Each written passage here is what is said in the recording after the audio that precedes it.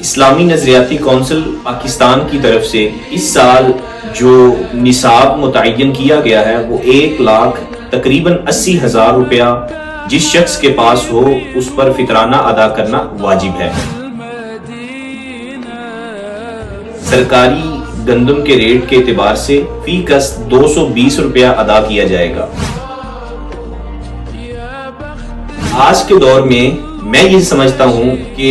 مدارس کو فطرانہ دینا، زکوٰۃ دینا، صدقہ و خیرات دینا، یہ اس کے اوپر دوہرا ثواب ہے، 2 گنا ثواب ہے۔ نمبر ایک تو وہ جو انسانیت کی خدمت ہے، جو آپ یتیم کو، مسکین کو اور اس کے علاوہ جو بھی مصارف زکوٰۃ ہے ان کو دیں گے تو انسانیت کی جو خدمت ہے ایک تو وہ اس کے اندر ہوگی، اور نمبر 2 اس کے اندر یہ ہوگا کہ آپ کو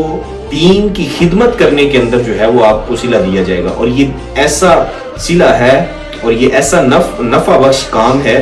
کہ قیامت تک کے لیے یہ آپ کے لیے صدقہ جاریہ ہے۔